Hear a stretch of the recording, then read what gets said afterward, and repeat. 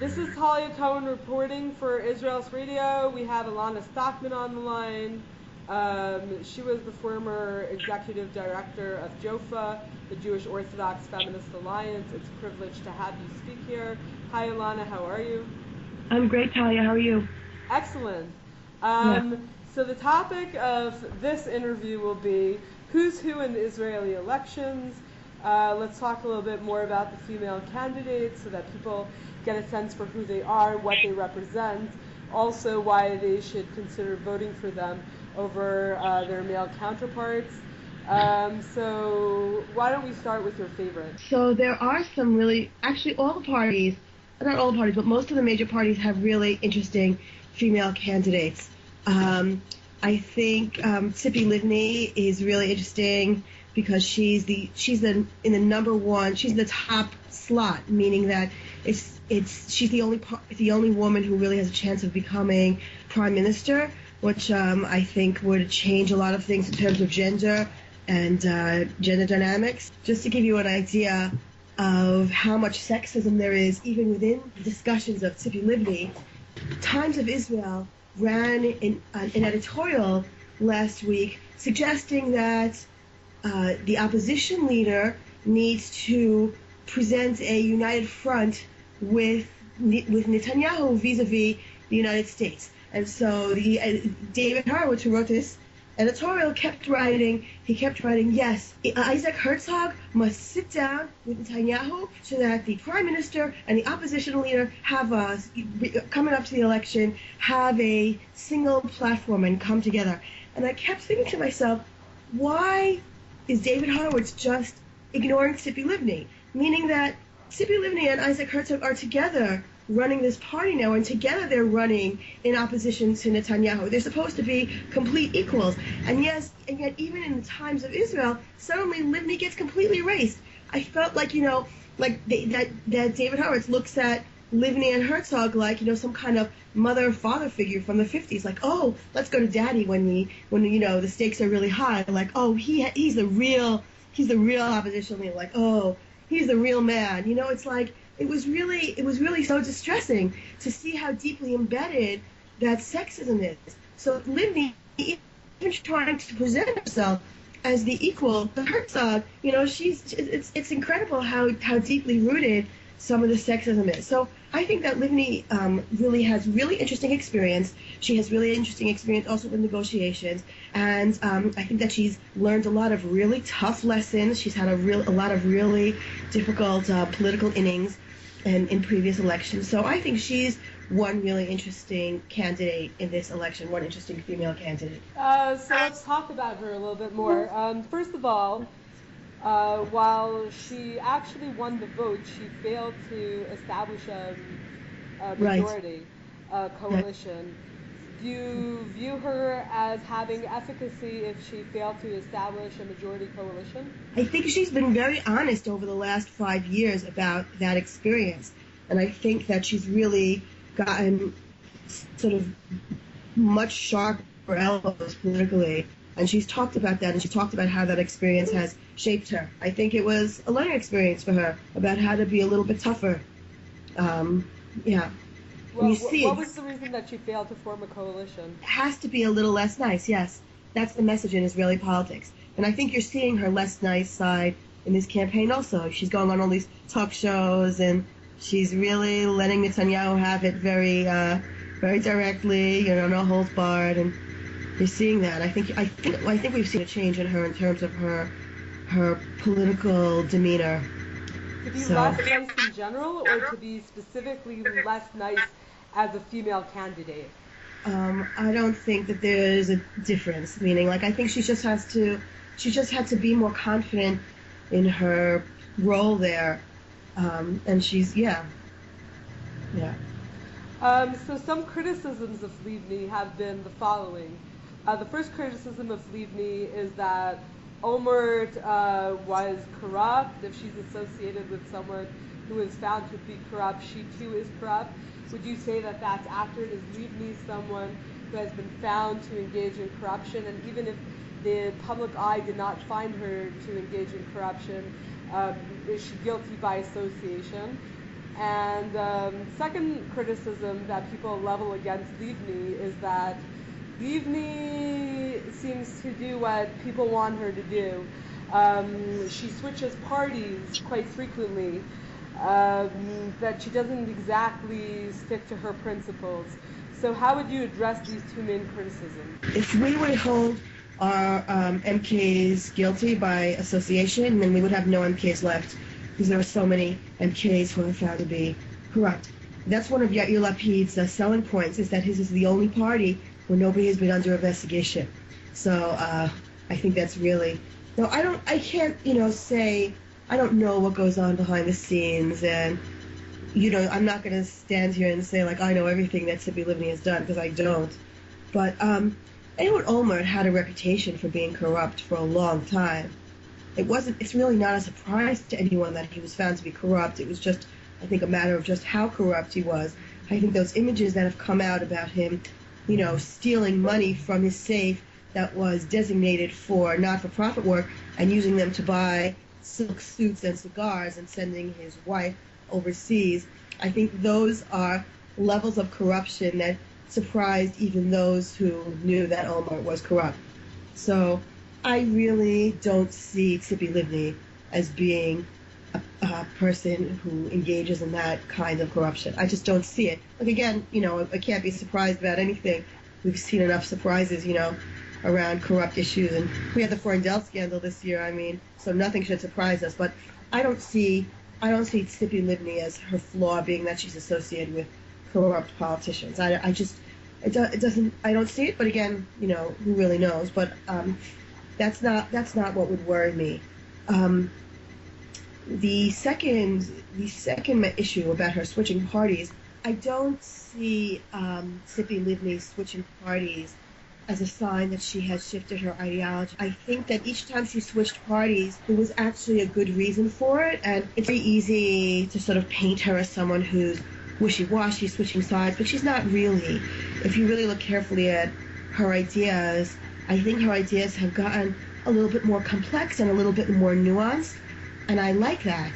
I think that she represents, in terms of her ideas and in terms of that complexity, I think that she represents a particular viewpoint that I think resonates with a lot of people in that complexity, in that, she's one of the few people who's looking at the Arab-Israeli conflict from that complex perspective.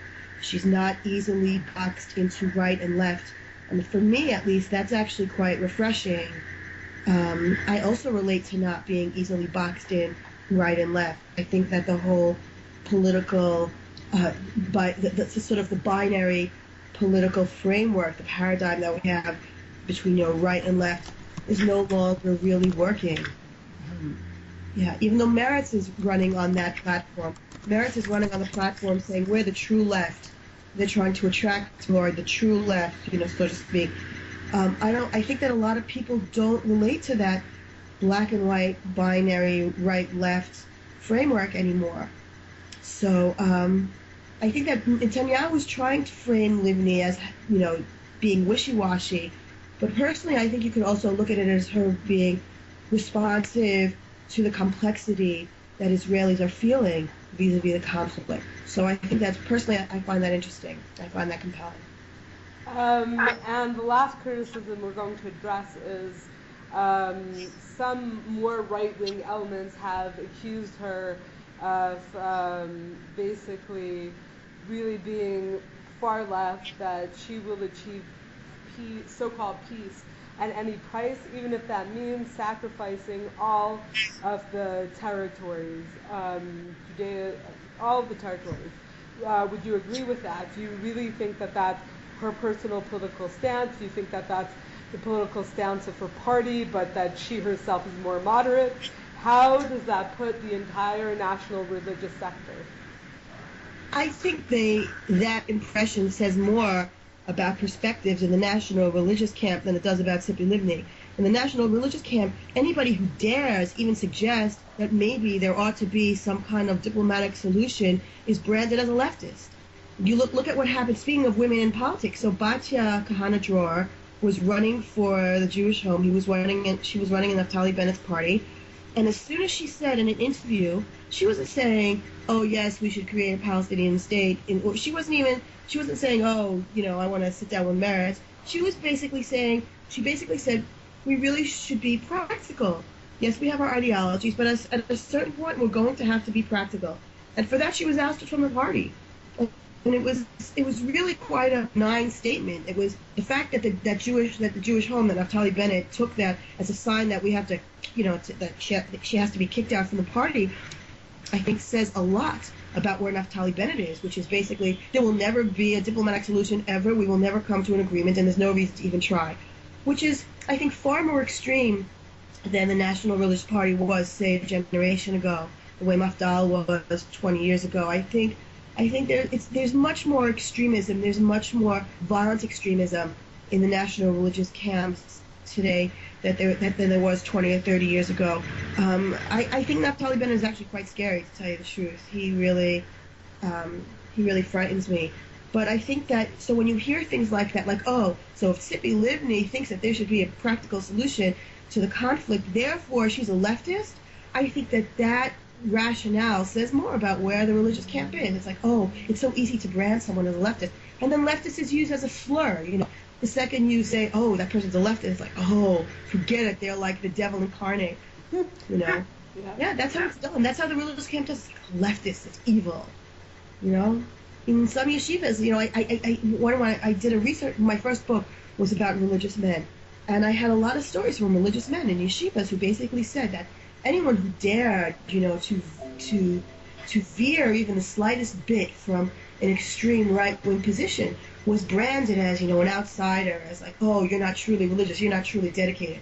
There's a lot of this groupthink in the religious world, where everybody's expected to be 100% on this extreme view, and I think that's really unhealthy, and that says a lot about where the religious world is today. And I don't think it says anything about Tzipi Livni. I think it just means that Tzipi Livni is in a complex place, meaning she's a person who's expressing a complex perspective, which is what we need. We need complexity. We need nuance. So, yeah. Before we move on to Zahava Gal'on, I do want to address a point that you brought up. You brought up Naftali Bennett. Without addressing him specifically, addressing the platform of Bayit HaYehudi, there was a video that they propagated in which there was a vehement opposition to LGBT rights in Israel, specifically homosexual marriage. Now, this is a tangential issue. We're not discussing female candidates for a second, but this still is a feminist issue. What is your sentiment? Do you feel that there is a religious warfare that specifically targets homosexuality more than any other infraction of halacha, like kashrut, Shabbat, ethics, or do you see this as just being a standard religious issue? And do you think that warfare on homosexual marriage is really in some ways a way of undermining the goals of feminism? First of all, I just want to say that the LGBT issue is definitely a feminist issue. The idea that people are targeted and that they struggle because of their sexual identity, I think that's a feminist issue for sure. I've been saying that for many years, and I'm not alone, obviously. So I think it's clear that the feminists are taking on the LGBT issue. So that's not an issue. Personally, I found that video with all those Bayit HaYehudi candidates talking about homosexuals to be really backwards, like really dark ages material. I think it's really trying to take the religious world backwards. And I say backwards because the fact is that over the past 6 or 7 years, there have been quite a few really progressive events and trends coming out of the religious world when it comes to homosexuality. There have been conferences and newspaper articles and papers and discussions and TV shows that have really tried to create a much more progressive and open-minded view about how the Orthodox world should treat gays. That's not to say that the problem has been solved, that there isn't clearly still some, as we saw in the video, there are still a lot of dark age ideas floating around. But, the Bayit HaYehudi video really set the religious community back. I mean, even like Srugim, I know this is a strange example to bring, but Srugim, the popular show about the religious world, dealt with homosexuality. They had one of the main characters was gay, and that was already 5 or 6 years ago or more even. And that I think was really that can testify in a tiny little pop culture reference that sort of testified to the fact that the religious world has been evolving on this issue of homosexuality. So I think it's really a little bit sad that the Bayit HaYehudi party felt such a need to take on this issue and to go backwards with it. I think that they might be a little bit out of touch with where the community is, because also just statistically, like most religious families, are going to be dealing with homosexuality in some form, whether it's a relative or a neighbor or a classmate. Everyone knows someone who's struggling with homosexuality, and anybody who's got just human relationships in their lives realizes that this is an issue that you have to deal with compassion. That you're talking about people's lives, and why should an entire community gang up on someone just because of their sexual orientation? I think there's a growing realization that there's something very cruel in that. So I think that the Bayit HaYehudi is really, really behind their constituents on this issue. That's what I think. That's not to say there aren't some people who I'm sure agree with it, but I think the polls also showed, after that video came out, they lost some of their footing in the polls. I think that it has to do with that like a lot of people saw that and said, what? Why? Why are you going there? Like, why are you taking us back to the Dark Ages? Anyway. To the best of your knowledge, do you imagine a female candidate running Bayit HaYehudi and launching a similar campaign? Or do you think that it would only happen, even with the same ideology, given that the person who runs it is a male candidate and feeding into concepts of masculinity? Look, Bayit HaYehudi is a little bit of an enigma on women's issues. They, on the one hand, they have Shuli Mu'alem, who's done some really interesting work, feminist work. She's partnered with Aliza Lavi, who has been running the Committee on the Status of Women in the Knesset, who's really an art feminist, and she's from Yesh Atid. So Aliza Lavi and Shuli Mu'alem have partnered on feminist initiatives, which is really interesting, even though at some point Naftali Bennett was trying to throw Shuli Mu'alem under the bus also, but so far she has persevered. But Shuli Mu'alem is down there on the bottom. She's like number 10 or something like that, whereas on top they have Ayelet Shaked.